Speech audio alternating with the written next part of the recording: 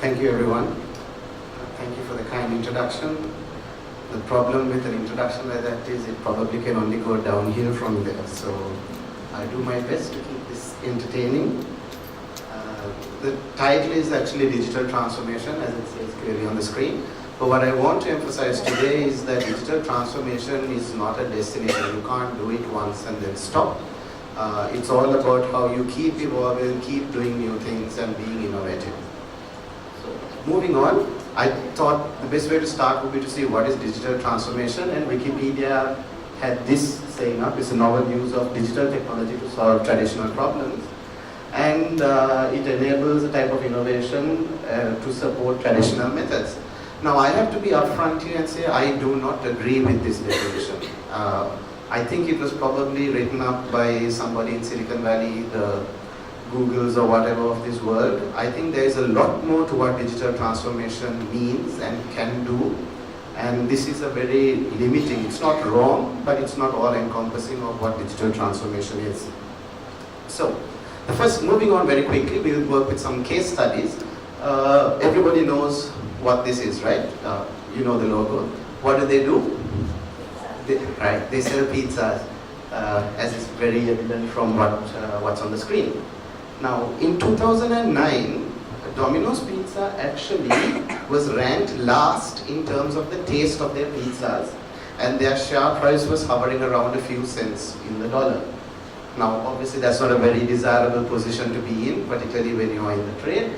And they decided they had to do something, and obviously, since I picked them, they went with a digital transformation. So, but what did they decide a digital transformation was? They decided that it would focus on customer experience and operations, and as a commitment, they would align behind whatever their leadership decided would be the way forward in the digital transformation. Now, very importantly, their taste was ranked last, but nothing in the way they were going to turn around this company involved around making the taste better, right? It's all about something completely different. So in 2012, having dabbled a little bit in electronics and so on and so forth, they actually hit upon the idea that they are actually not a pizza company, but they are an e-commerce company who happen to sell pizza. And they went through this proposition to their board, and more importantly, the board agreed. Now, I stress this point because a lot of digital transformations have to happen from the top down. If your CEOs or your bosses are not aligned and just think this is some newfangled way of thinking, it's a phase that will pass, well, it probably won't work. But if everyone aligns to this and buys into this philosophy, I think there's a good chance you will succeed. So the key ingredients on Domino's transformation actually was on creating a digital platform for their consumers. They decided to digitize their operations, and they also decided, since they were a franchisee-based company, that they would create a platform for every new franchise that was to join with them. Now, the first and most important thing was what sort of platform did they create for their consumers? The first thing they decided was, rather than, as I said, make the pizza taste any better, they decided that they would reduce the barriers to ordering pizza. And that's very critical. Most people, if you're doing a takeaway, you'll pick up the phone and call them, or call whatever your favorite food outlet is. But they decided that this would be not restricted just to the phone, but they did a survey and found out where do people mostly spend their time. So if it's Twitter, if it's Facebook, if it's SMS, Google Home or Amazon Alexa, etc., whatever it is you're using at the time, you could actually order your Domino's pizza through that. You could even order it through your smart TV. Now, pizza and TV watching goes very hand in hand. Rather novelly, they actually have a connectivity through the Ford cars. So the Ford cars are now almost like computers, and you could actually order your pizza on your drive home. So all they've done is it's still ordering pizza, but they've made the channels through which you can order them almost ubiquitous. And that was the first significant step they made, and they are even evolving today. So if some newfangled thing came up tomorrow, you can bet your bottom dollar that Domino's, you'll be able to order Domino's pizza through that. More importantly, even within their apps, they came up with a novel concept. So a phone call might take you 4 or 5 minutes to make an order. You might SMS someone, you've got to type it out, or even an Amazon command. With the Domino's app, they had a no-click ordering system. So basically, you press your app open, and within 10 seconds, it's already decided what you're most likely to order based on the time of day and your past history. So lots of analytics and artificial intelligence hidden behind this. And if it is wrong, only you would cancel the order. So that was a novel way, zero-click ordering. And that turned out to be a good winner. They decided to digitize operations. So a lot of companies like Unilever's, like Mobitel where I work, operations is always evolving to be more and more efficient.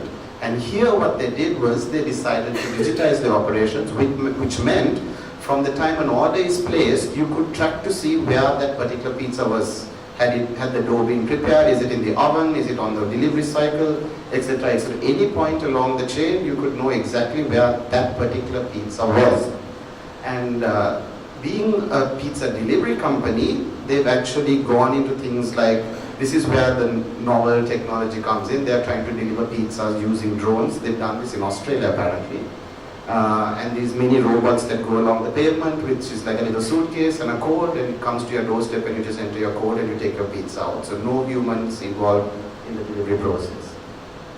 And finally, because they are a franchise-based company, they decided that they would have a platform for any new franchise that was to join them. And one critical part here was that they used their homemade point of sale system. This was actually in existence from 2002, even though they embarked on this digital transformation only in 2009, they decided to reuse what they already had.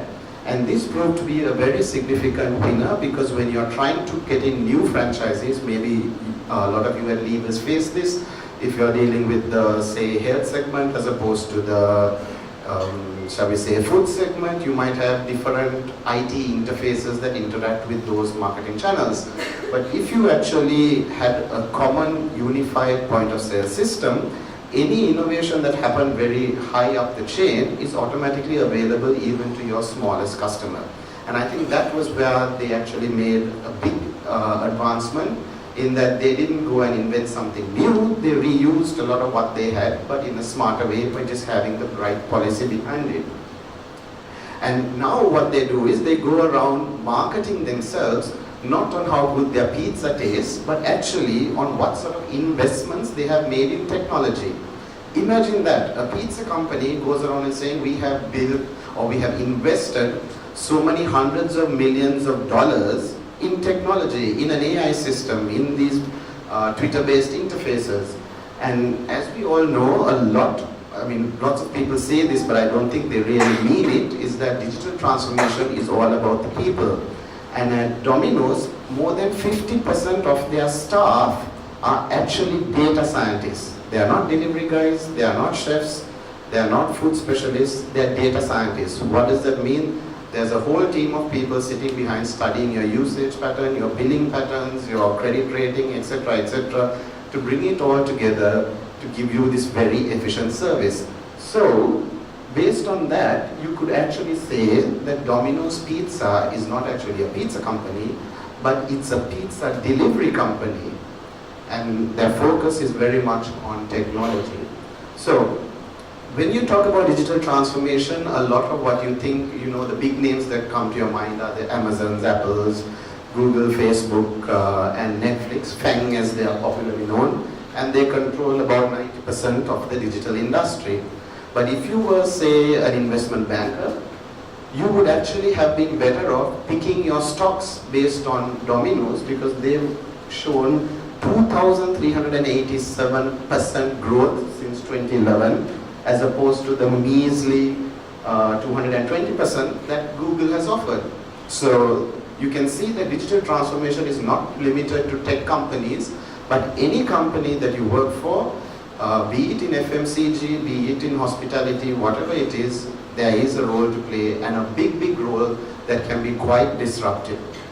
Okay, so based on this, what I have understood is that digital transformation is about transforming the core of your organization, and it's about improving customer experience, internal operations, developing ecosystems, and also trialing out new business models.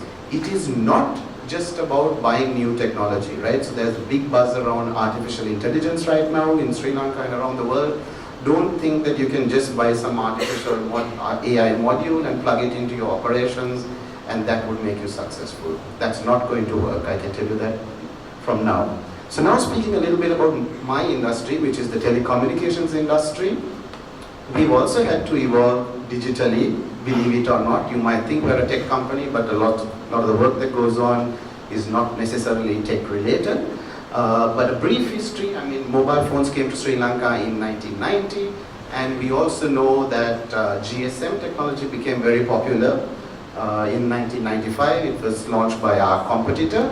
But what I wanted to emphasize is, do you know why, despite GSM coming in so much later into Sri Lanka, about 5 to 6 years later, how did they become number one so soon? And the answer to that actually lies in the fact that GSM is a standardized technology, right? So when you work in your industries, you might hate your regulators, you might hate the standards body, oh, I have to stick to, I don't know, SLS certified, blah, blah, blah, blah, blah. There is actually some advantage when you adhere to the standards because you can achieve the benefits of scale very easily, right? GSM took off even though they were the latest because a lot of European companies got together and said, look, it's meaningless that each country is building its own mobile networks, one on analog goods and DMs. The US had a system called TAX. Some other countries used a system called wireless CDMA, and they were all basically selling mobile phones with a voice call. And GSM came along in 1995, and we all know the revolution that took place then. Since then in Sri Lanka, of course, we've kept pace very much with the rest of the world. We've had 3G in 2007, launched LTE in 2012, and you might have heard some noise about 5G. Mobitel and our competitors, we've both been doing this work. And there's a little technology called NB-IoT, which I might spend a little bit of time talking to you about because I think it's quite relevant to your industry. And it's not very well known, but it's standards based. And let's see, and we'll talk a little bit about what it can achieve. Now, winding back a little, when I said GSM was successful, here's an example of a form of digital transformation that we had to go through. In 2006, the telecom mobile market here was basically voice driven. There was voice and SMS. You didn't have 3G, so you didn't have smartphones and surfing the internet on the phones. But there was a big problem in that voice calls were very, very expensive or comparatively expensive. I always like to tell the story when mobile phones first came into Sri Lanka, a loaf of bread was 3 rupees and 10 cents and a mobile phone call per minute was 30 rupees. Today, bread is 75 rupees and a loaf of bread and a mobile call is 1 rupee. I don't think you'll find any other industry in the world where actually prices have gone opposite to inflation, right? It's not that mobile companies are immune to this. We pay land rents, we pay electricity bills just like everyone else, and those seem to go up with inflation, but we've somehow managed to keep the price per minute going in the opposite direction. You might even hear of unlimited bundles and so on and so forth. So that we think is a big win for us. And it's not achieved by just wishing it to happen. There's a lot of work that goes on. And in a little way, I wanted to tell you about this example. So historically, mobile phones, we have what's known as a traffic pattern based on airlines. And in the 1990s, when fixed phones basically dominated the market and mobile phones first came in, the peak calling time was actually between 10 and 12 in the afternoon because lots of people went to offices and made their private calls. We all do that even today. And you didn't really have a land phone at home, so the calls disappeared during that time. When mobile phones came in, people automatically assumed that that was the same pattern. However, because Mobitel actually came in late into the GSM game, we had voice, but we switched from the analog technology to the standardized GSM. We were playing catch up very, very fast there. And we had some painful lessons. You know, this technology is extremely expensive. And basically what happens in the mobile industry is you build your capacity to the peak. So if at whatever time people are making the most number of calls, you need to make sure that your network can support that without having any call drops. It so happened when we was doing these studies that we noticed the peak time was very different to what everybody thought it was. Everyone thought the peak was in the afternoon at 12, around 12. In fact, it was late at night, it was after 10 p.m. And also this was the time that prepay was beginning to gain dominance. You know, there was a lot of bad debt in postpaid calls, people not paying their bills, not sure, maybe the pricing was too high. And something innovative had to happen here. And within Mobitel, there were different divisions working on different problems. So the finance side was trying to get bad debt under control. The engineering was trying to get network asset utilization better. So incidentally, this is the same problem that the CEB has today, right? Everybody goes home and switches on the washing machine in the evenings. And so the demand comes in at the same time. If there was a way you could stagger the demand around the country, we would probably not have these power cuts that we're having. But same problem here. So people were looking at how can, we built all these capacities. For example, at 1 in the morning, the network is hardly used, but the costs are exactly the same. So how could we spread this around? And with that, because from the CEO downwards, everybody was on board trying to solve these different problems, they came up with this smart file plan. And what that meant was we basically were the first to charge 5 rupees across the entire day. There was no peak billing, no off-peak billing. We introduced a free one. Remember the days where you had to pay for incoming calls on mobile? Right, that's gone as well. And it's free. We gave a free 1-minute call. And actually, this was what made Mobitel really take off in 2006. We became a serious player. And basically the problem was the problem was solved, and we were able to achieve growth. We were able to attract high spenders in the prepay market, and we had efficient utilization of our network, all simply by studying the problem together. Now, this I think is, you might not call this a digital transformation, but in fact it is. And the reason I say it is not because it's technology or network related, it's because people were studying this problem from how do we overcome this problem, not what are we going to do. And I think that's pretty critical, because studying the network and data basically blasted out the myth that the peak time was in the afternoon. Everybody was just taking it for granted, oh, peak is afternoon, let's charge 14 rupees per minute there. So because we were having a different problem to solve in engineering, where we were trying to make this asset utilization better, we actually ended up by charging 5 rupees at the 10 to 12, when it was only around 2 rupees, we were actually charging more in the off-peak than anyone else.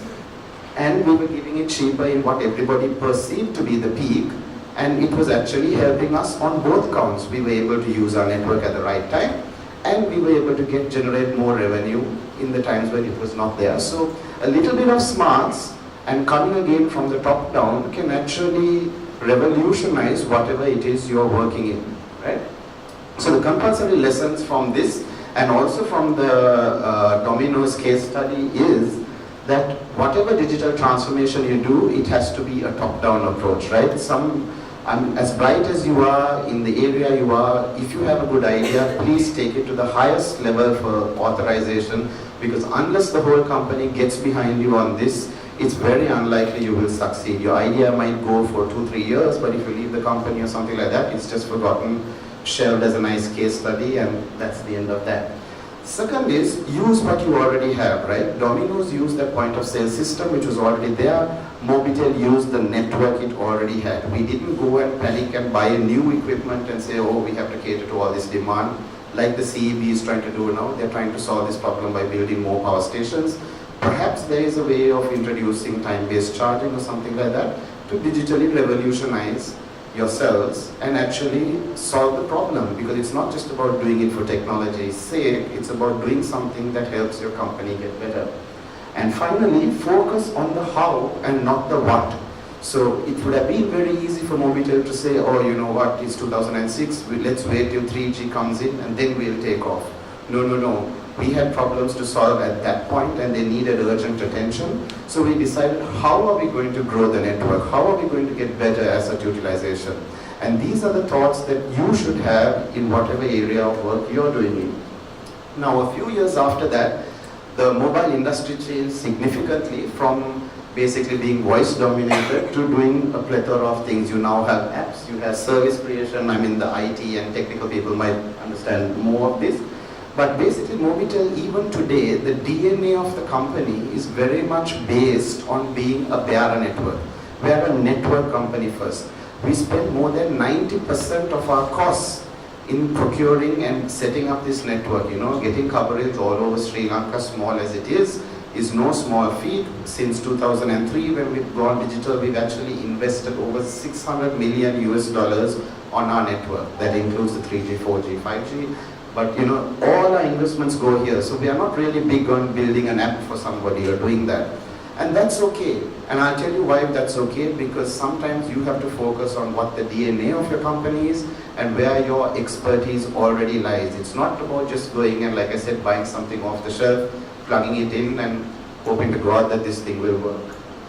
So all our investments have been in the network, and as a result, we actually achieved an internationally recognized award as the best network in Sri Lanka in 2017, only because we are focused on doing just this. We don't do everything. We know we are not number one in Sri Lanka, but what we do, we try to do really, really well. And simply put, this strategy has also had problems within the company, right? So there is a concept of what a dump pipe is, and I just put this cartoon up here to explain. When Mobitel says it's network focused, people say, oh, you're just a dump pipe, you don't offer any value creation, where are your solutions?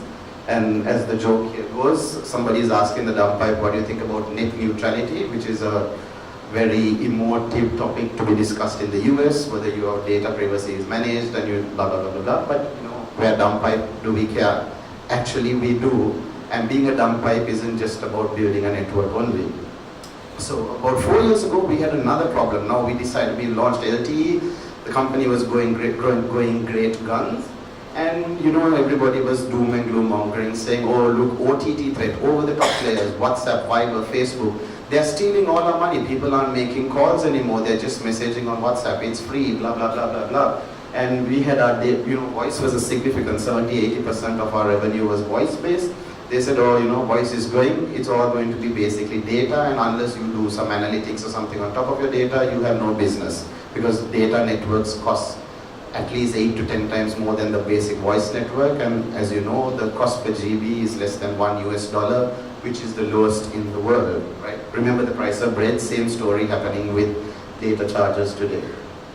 The second thing, and I'm kidding you not, within Mobitel at that point, because we were so reliant on voice revenue, people were actually saying, maybe we shouldn't promote smartphones, because it's with the smartphone that people start making calls on WhatsApp and all, and you're going to lose your revenue there. And this was a big threat, so we had to sit around and study how are we going to overcome this problem now. We've given them this wonderful network, and nobody's going to pay us any money to use it. They're going to pay us the bare minimum. And so a lot of studies went in, we studied it, consultants studied it around the world, and what they said was, what operators around the world are doing is to combat OTT threat, over the top players, Facebook, etc. Operators, you all are too big and slow to work, you all have to embrace digital services, and that would be the way to go if you're going to save your business. And the problem was, doing digital services was very, very different to the business we were working in, right? Typically digital services are the Silicon Valley based players, small people in garages, 3-4 people, they can take a decision in one day and decide, okay, we're not doing this anymore. They start, they fail, and then suddenly they hit upon the jackpot. And we only hear about that last story. We never hear about the number of failures they had. A big company, I'm sure it's the same at Unilever's, failure is not tolerated that much. We like to say it in open, yeah, we embrace entrepreneurship, etc., etc. But you go and make a 10 million rupee loss, even I bet you your manager won't be smiling at you when bonus time comes. It's the same for us, right? Everybody has these challenges. And one thing I wanted to highlight particularly is that telecom companies are very highly regulated. What we can, even down to the pricing, we have to get regulatory approval for that. And this is generally considered a barrier. But I'm going to show you now how Mobitel has actually taken all these barriers and used it to our advantage to build a new smarter network. Okay? And that network is basically based on the Internet of Things. There have been lots of studies, you might have heard 25 billion devices coming up in the future, some say 50 billion, whatever that number is, it's a very big number. Mobile companies in the past, they were addressing a maximum of only 7 billion. The population of the world is 7 billion, and of that Mobitel has about 8 million connections. Now, with IoT, the potential is much larger, right? There is 25 billion or 50 billion devices, so potentially Mobitel has at least another 50 to 100 million connections it could sell within Sri Lanka. I'll admit it's a bit cynical. We're looking for new ways to make revenue, not just Mobitel, but telecom world in general. So this IoT concept came up to figure out where the new revenue streams would come from, and there's nothing wrong with that, right? I'm being upfront. Yes, we can't just keep doing voice and data for the rest of our lives. What else comes next? And IoT. And within IoT, Mobitel has made a decision that we are not so much into consumer IoTs, which is like your projects of turning your home into a smartphone, a smart home, or switching the lights down from far away, or whatever it is. We are more about industrial IoT, and that's where I think it's more relevant to the likes of Unilevers. Basically, there is also, of the 25 billion, 13.7 billion connections lie in industrial IoT. So it could be in manufacturing, it could be in inventory management, you name it, and we'll talk a little bit more about it. One thing I want to highlight is there is a big difference between IoT and NB-IoT, which Mobitel is doing. So IoT stands for Internet of Things. NB-IoT stands for Narrowband IoT, Narrowband Internet of Things. Now, what that is, in layman terms, is you've heard of broadband, right? Broadband is the general way you access the internet, but you've also heard of UMTS, LTE, etc. LTE is just a radio access technology that allows your phone to speak to the network. It's not broadband, it's a particular access technology.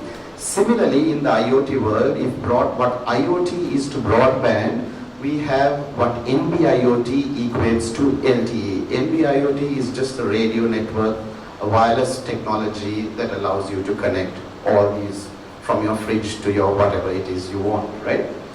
Now, it's very important to understand what NB-IoT can and cannot do.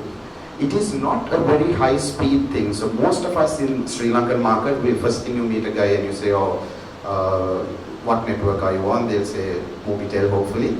And they say, yeah, what speeds do you get? Let's do a speed test. Blah, blah, blah. Mine is about 2 Mbps faster than yours, blah, blah, or yours is rubbish. That's now, here we are talking, and Mobitel, by the way, offers speeds of around 100 Mbps on its 4G network.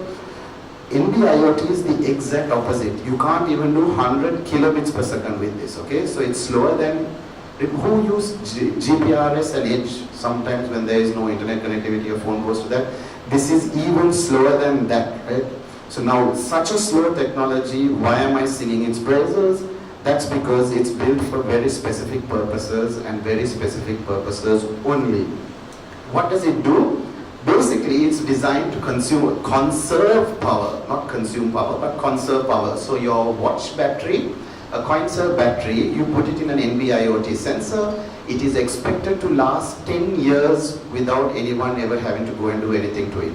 Now you charge your smartphone every day, probably twice a day, your smartwatch maybe once a day. Anything that's smart, anything, even your Wi-Fi is switched on constantly to the power socket. Imagine, even your watch battery doesn't last 10 years, right? So here's a watch battery that has to last 10 years out in the field.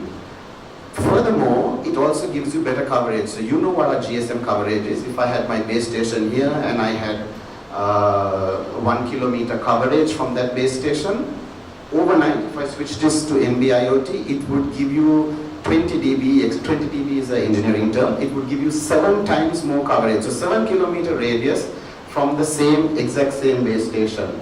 Each base station can connect 50,000 connections. So we're targeting 25 billion, remember? So 50,000 connections. It's low cost. Today it's about $5 per connection, but the target is to be 50 US cents per connection. Throughput, as I mentioned, is less than 100 kilobits per second. It's a bi-directional communication tool, and the security is extremely high. This is really important because if you watch sci-fi films or whatever it is, you would have heard how people hacking to various companies through the fridge or the toaster or something like that. That is not possible. In fact, even your GSM phone has never been hacked. GSM itself is very hard to hack. What happens is the encryption at the end node, whether it's your cloud server or your desktop computer, people are very relaxed about it, and that's where all the hacking takes place. Nothing gets hacked while the data is being transmitted because they're built to the highest standards, which is standardized by world governing bodies, And that is why we tend to like it a lot. We go with what's standardized. So if you know the things I know about Wi-Fi, you won't latch into any hotel Wi-Fi ever again. You won't even latch into your own company's Wi-Fi, because Wi-Fi can be hacked within 35 seconds. And I saw it done at a demo. There was a security conference in Sri Lanka about 2 years ago, where these Irish kids came down. The central bank, I think, organized it. And at the end of the day, that I latched onto the hotel Wi-Fi, and within 35 seconds, that guy showed me how all the contacts on my phone. He said, you know, why are you even using Wi-Fi, right? So beware that there is a reason why tech companies do, mobile companies do what they do, because we take security very seriously. But most importantly, why we like this is because we actually pay the government and the regulatory bodies huge billions of rupees for the license to use spectrum. Spectrum is just the airway, and the license to do it is the equal of me charging you to breathe the air that's here. But we like it. So this is why I was saying you use regulation to your favor, because we have spent these billions of rupees on licensing of frequency. Nobody else can use this frequency, which means you don't get interference. So IoT has been around for over 10 years, about 12 years. You've heard of technologies like LoRa, Sigfox, blah, blah, blah. Don't try to play around with that, because that is on an open frequency. So if you do something on an open frequency and your next door neighbor decides to do the same thing, you have interference and neither of your systems will work very well. Furthermore, I would emphasize that if your expertise is in FMCG, why are you messing around trying to build a communication network? There are experts who do that, and they will do it very well. Try and partner with them as much as you can. Now, coming back to that, I just want to say, so the Bearer network, where we built 3G, 4G and spent 600 million all these years, we have now decided to convert that to NB-IoT. So Sri Lanka has 100% NB-IoT coverage. The coverage map is over there. And Mobitel has actually invested in this. So just like Domino's did, we actually emphasize the investments we make in technology, because that is our branding. We don't just do anything and everything, we do a few things. And I'm always proud to say that we've spent millions and millions of dollars on the network. And the reason we do that is we don't want any potential customers to ever try and rebuild the same thing. It's like reinventing the wheel. And how this is done, because we've been investing in it, overnight our basic GSM base stations can be converted to NB-IoT, and because I told you the coverage is 7 times higher, this is the coverage Mobitel offers for NB-IoT at the moment. The second and most, slightly more important thing is what the sensor does. Now, Mobitel, as you know, have never been big on selling phones as such. I'm quite sure whoever of you who have Mobitel connection never bought your phone through Mobitel. Somebody went abroad and brought it down or whatever it is. And that was the way it went before. But now, when you start leading a certain technology, the responsibility comes a little closer to home. And we still don't build sensors, but we certainly partner with sensors. And here's how it goes, right? So the best sensors in the market for IoT base may not necessarily be NB-IoT base, because it was standardized only 2 years ago. So there were other IoT companies who have been around for longer. They tend to have the best smoke detectors or the best this thing. All we're saying is, if you find a sensor which is NB-IoT capable, all you have to do is insert a Mobitel SIM and you're connected and going. But if there isn't, get the best sensor you can, we don't care, and insert an NB-IoT modem or like a dongle, and that will automatically get you connected to the Mobitel network. And I brought here, just as a sample, Mobitel actually developed an NB-IoT modem just in the last year. This is the only one in the world that exists, right? So we've done this because we feel that this is the way to go. NB-IoT, not many people are looking at it. We are looking at it, and therefore we want to create the ecosystem for companies like yourselves to come and see what this technology offers. So sometimes, you know, maybe you all have it as well. Somebody has a great idea and says, oh, we're going to do AI. Somebody will say, yeah, procurement, get 3 quotations from Oracle, Google, blah, blah, blah. Let's investigate this and see what you can do. Sometimes if you're doing this yourself, you have to take the lead. You have to go and develop it yourself, because Oracle or Google might have done AI to suit their customers, and you are very unique. FMCG is not the same in Sri Lanka as it is in the UK or the US. So have confidence in your own ability. In a digital transformation, you will definitely be required to take the leadership at certain points. And of course, there's a platform that goes with it. We won't spend much time. But what I want to say is the cost of deployment. So here's my marketing spin again. The cost of deployment is actually the highest from the network. Why? Because we have to get coverage. We have to physically put base stations all over the country. And the downside is the return on investment is exactly the opposite. Just like OTT world, you know, if Unilever's created your own logistics app, that wouldn't cost as much as getting the coverage to make sure the app works. Despite us knowing this, we have taken this decision because we believe that a company like Unilever should never actually have to go and spend on the network. You do what you're good at, and we will do what we're good at. And for the service of the country, not just Unilever's, Mobitel has invested, as I said, millions of dollars in building this network.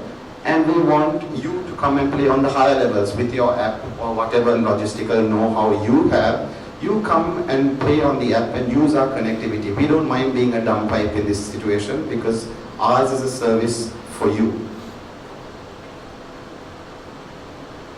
Yeah, finally, so some painful lessons, just to speed up here. Watch out for things off the shelf, right? So I told you about procurement. Now when we're trying to do NB-IoT, we were looking for connectivity. All the market was going straight to China and saying, oh yeah, you can buy it in China for so much and so much and all this thing. But actually none of those worked properly. It came to the point where we had to build this device ourselves simply because of that. So beware off the shelves. If you're trying to go into AI, don't think you can buy it just off the shelf and it will work. And every company has its own experience. You are the experts of what happens within your company.